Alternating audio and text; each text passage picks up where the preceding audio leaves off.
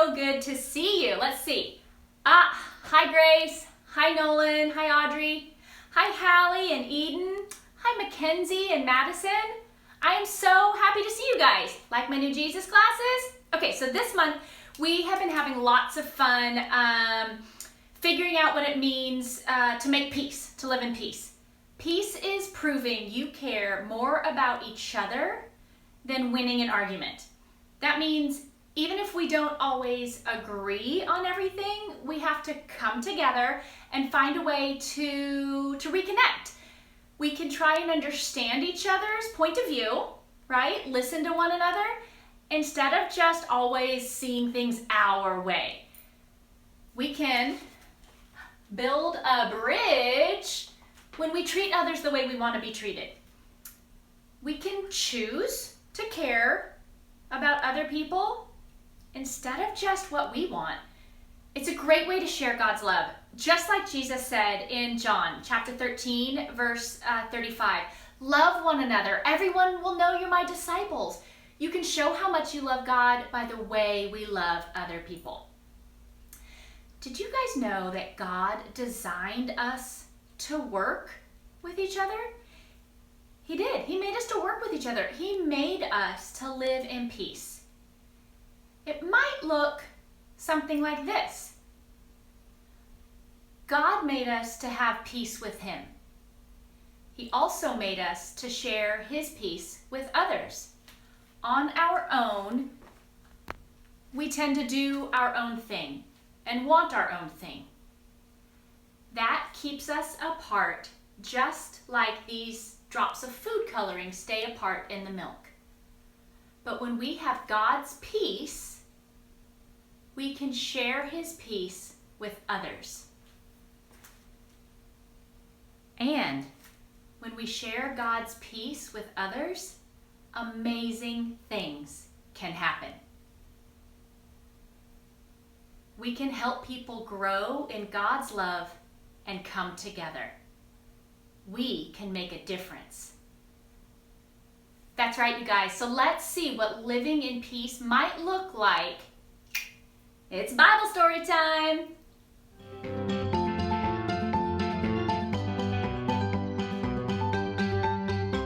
The Bible.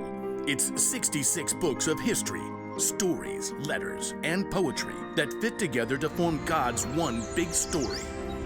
The epic adventure of how He created us and loves us so much that He made a way to rescue us.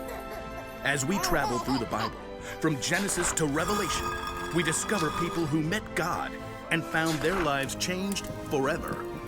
Now, for an amazing story, inspired by the book of Colossians, chapter 3, verse 15. In a letter written to the Colossian church, the Apostle Paul wrote, "Let the peace that Christ gives rule in your hearts. As parts of one body, you were appointed to live in peace and be thankful."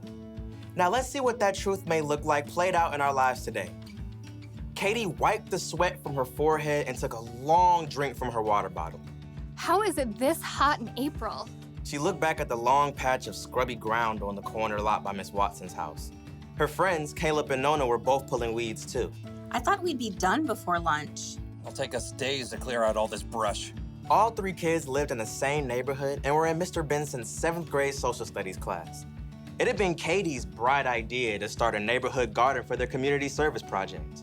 Well, we have to finish, unless you want to fail social studies. Even though the friends had been working for a couple of hours already, they'd only cleared the brambles from a small patch of land at the corner. Even when we finish pulling weeds, we still have to dig up the dirt. Yeah, and plant the seeds and water them and stuff. Look, we just need to get it done. I really want an A, okay? Let's use what we've cleared so far and pick one thing to plant. Sunflowers. What? They're big. They're bold. They'll brighten up the whole neighborhood. I don't want to plant flowers. Katie did a quick search on her phone for backup. Plus, you aren't supposed to plant sunflowers until summer. That's a big fat fail for class. Well, it feels like summer. We should plant a pumpkin patch. I mean, how awesome will it be to have all the little kids come right here to get their pumpkins in the fall? That's like half a year away. You guys. Plus 2 words, pumpkin pie. 2 more words, is disgusting. Katie jumped right between her sparring friends. You guys, we need something easy that will actually grow now before the end of the school year. I looked it up. She held up her phone and showed them a picture of small flowers with viney green stalks. What are those even? You have got to be kidding me. Katie checked her screen again. Petunias. We can plant them right here by the stop sign. They grow super fast, we'll get a good pick for class, and then we're done. I thought the whole point of this was to help people. Petunias are nice. This is ridiculous. Something that small will just get overrun by all the weeds we haven't pulled. You got a better idea? Yeah, sunflowers. You know, something big and beautiful. Or pumpkins! Katie ripped off her gardening gloves and hurled them into the dirt. Fine. Do your own community service project. You're quitting the garden? It's not a garden, it's a weedy dirt patch. I'll do my own project. Katie grabbed her water bottle and her tools and stalked off. I cannot believe them. At home, Katie kicked off her muddy shoes and hurled her dirty gloves on the floor.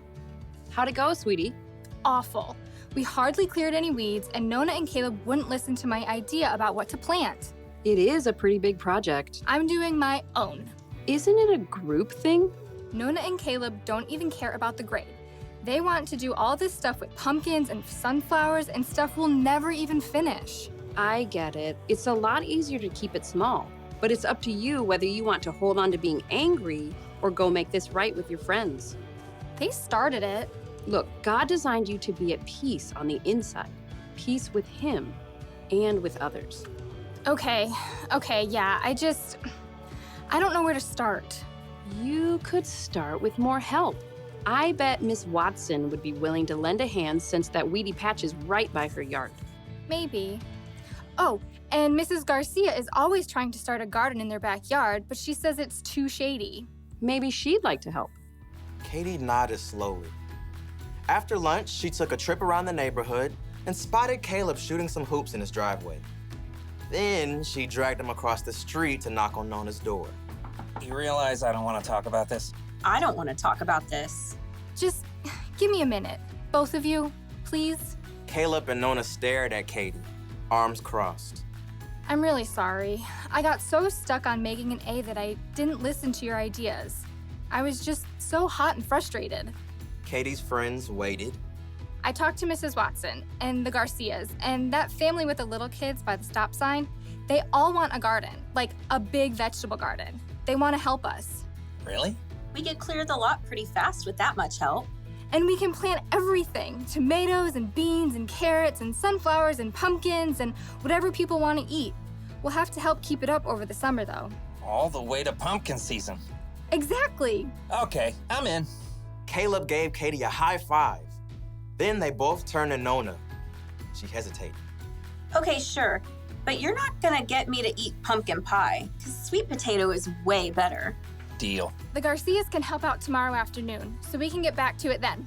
Katie headed home, relieved that she was on good terms with her friends again and at peace on the inside. She was living out the truth of Paul's words. Let the peace that Christ gives rule in your hearts. As parts of one body, you are appointed to live in peace and be thankful. You guys, choosing peace is not easy because if we really want to make peace with others, we often end up having to give something up ourselves. But it helps to stop and think about what Jesus did for us. Jesus gave up his life so that we could have peace with God. And the peace we have from him will make us want to have peace with others. When you really get a taste of peace, when you experience it and feel it, you're going to want more. So be the first person to say, I'm sorry. Be the one who gives up what you want so you can have peace with others. Remember, God made us to work together with other people, right? To build a bridge. Here's our bottom line. We can make peace with others. Let's ask God to help us do that right now. Will you pray with me? Dear God, Thank you for sending Jesus to make peace with us. Thank you for creating us to live in peace with you and with each other. Please help us take the first step to build a bridge between ourselves and others, even when it's hard, and even when it costs us something. We love you, and we ask these things in Jesus' name. Amen. You guys, our relationship with Jesus gives us peace, and it makes us want to make peace with other people. So let's think about who specifically you might need to make peace with. Is there a family member or a friend that you're kind of currently having trouble with? Maybe a struggle from a long time ago. This week, make the first move to make things right. Take the step to build that bridge and reconnect and find a way to fix the problem. Remember, God made us to live in peace. We can make peace with others. We really can. Will you say that with me? It's really important. We can make peace with others. If you get stuck and you're not sure how to make peace, don't be afraid to ask other people to help you. Ask the people that you're trying to make peace with. And please don't get discouraged. It is hard work to make peace. It might mean that you have to give up what you want so that you can make things right with someone else. Maybe someone who disagrees with you. But it's worth it to work it out and work for peace. And Paul reminds us in our memory verse for this month. It's from Romans chapter 14, verse 19. So let us do all we can to live in peace, and let us work hard to build up one another. That's huge, you guys. Did you hear that? We need to build up one another, not just ourselves. So I'm going to introduce a new thing here at KidzChurch on these videos. It's called Question of the Week. And it's supposed to challenge you a little bit to really think about this lesson. So this week's question of the week is, who do you need to make peace with? It's a big question. Talk about it with your friends and family. And I'll see you next week. Peace.